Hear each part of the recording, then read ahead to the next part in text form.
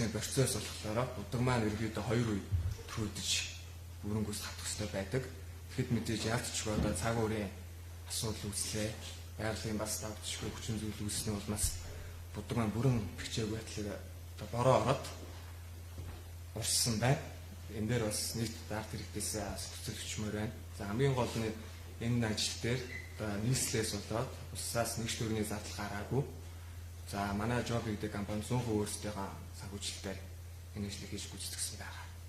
Хэдийн метр одоо зээг хэвлүүлэх хөрөнгө оруулалт болоод зэрэг улсаас одоо санхүүжилт авах гэсэн нь эсвэл танах сайн байгаа гэсэн юм. Тийм, манайхаа Монгол улсад хамгийн анхны замын тэмдэглэлийн бодог үйлдвэрч эхэлж байгаа.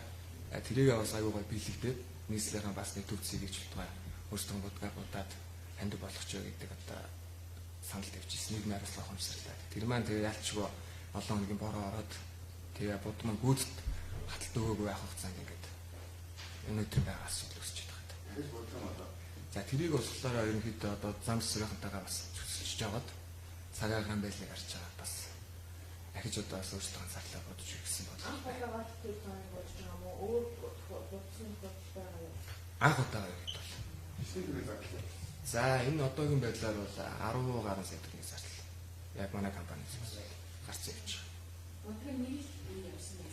Бодог ерөнхийдөө бүтэнсээ өдөр та бүхэн мэдж байгаа. Тэгээ зам ааж хэлсэн.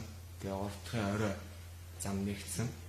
Тэгээ гүйцэд хаталт маань ерөнхийдөө 4-5 хоног байдаг. Тэгээ яалчгүй замын хөдөлгөөн хоригдсан байсан болохоор зам нээхээс шаардлага арга байх байсан болохоор замын хөдөлгөөн нэгдсэн. Тэгээ орой нь бороо орсон.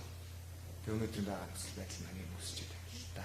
Тэгээ юмсаа цагаагийн байдлуудыг яг ерөнхийдөө сагуурын мэдээллийн хүрээлэн болоо тэгээд олбогдох газруудаас авч ирсэн. Гэхдээ яг ингэж яах вэ ширүүн бороо орно гэж бас сайн тооцоолоо. Тэгээд энэ л ерөнхийдөө анхтаалж байгаа шүү. Манай бодог үйлдвэрлэх компани гэж шүү дээ. Одоо дараа чинь дөрвөл зам бодох одоо гараа шүү дээ.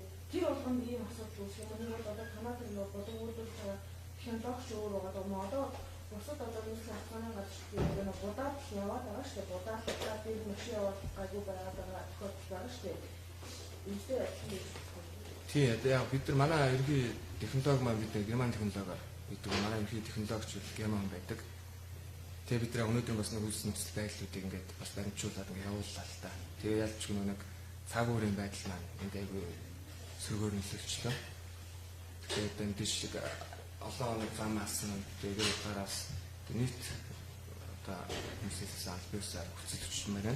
Хамгийн гол хэлгээд байгаа санаа маань болохоор улсаас нийслэлээс нэг төрний зарлага гаргаагүй сайн дурын хүмүүс нэрийж өгсөн.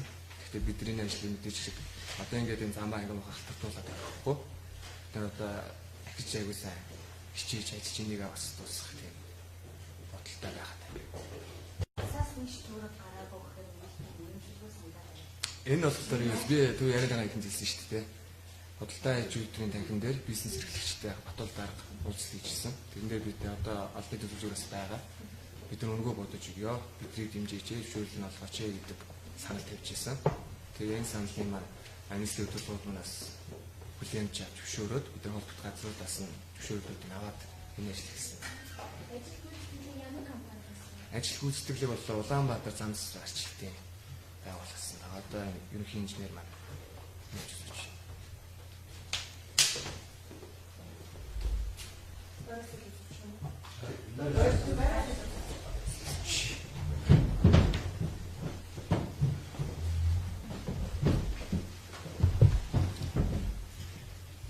Манай Улаанбаатар зам засвар арчилтын газар би ерөнхий инженер Баатаршуу гэж юм байгаа.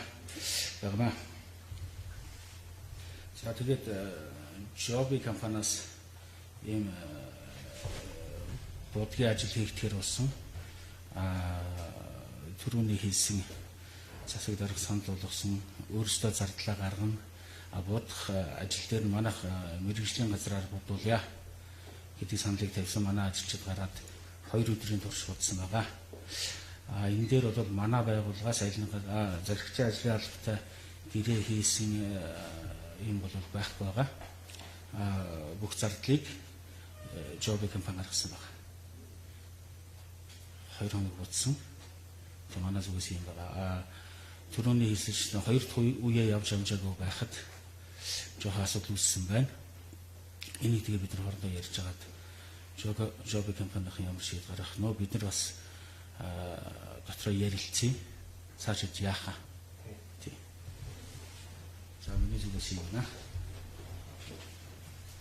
Юу замын нөгөө бодгийн ийм 90 ороо шиг хаалцсан юм. Ийм ер нь замын хөдөлгөөнд одоо яг ингээд дээр ирсэн байгаа гэдэг байгаа шууд тэр сүүр нэгэн болоо. Өөрөөр орчин шиг юм уу тийм юм яа ч юм уу тийм. Тийм замын хөдөлгөөн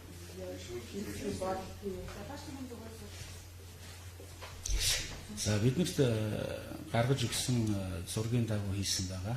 За жолооч нарт болоод автомашинаар зорчиж байгаа хүмүүс ямар нөлөө үзүүлэхийг бол одоо мэдэхгүй байна.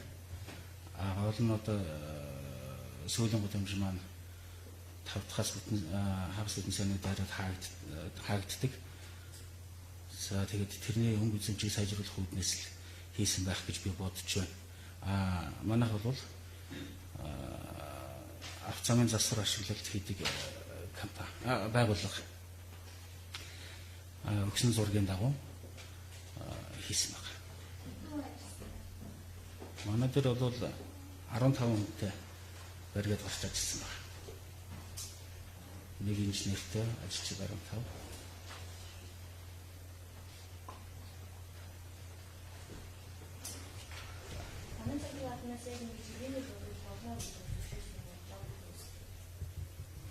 Яг замын цагдаа дээр уулзалтаа замын мэдээллийн ханаад тоглож замын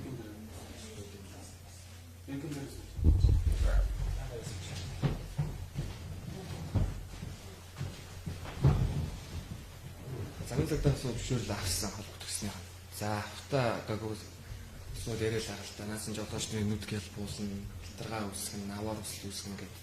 Тэр асуудал дээр бид нэр одоо манай үйлдвэрч байгаа буудаг маань одоо өнгө хуурлын коэффициент яг мэрэгжлийн хэллэгээр ярихад тийм үйлдэлгүүд нь байдаг. Тэрнийхэн дагуу норм дүрмийн дагуу холбогдох лабораторийн шинжилгээг хийлгүүлж ягаад тэгээд санал тавиад за энэ болох юм байна гэдэг зөвшөөрлийг авсны үндсэн дээр удаад хүрч ирсэн байна.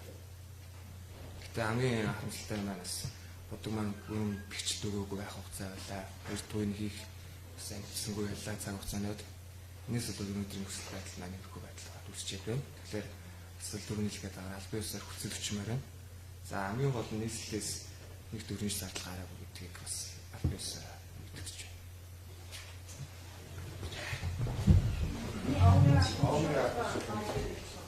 Яг Чингис. Б. Ерөнхий менежер. Joby түгэл шнэ.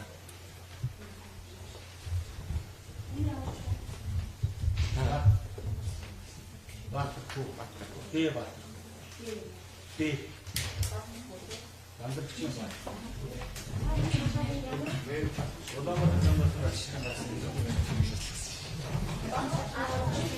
Ерөнхий менежер Б. Чингис.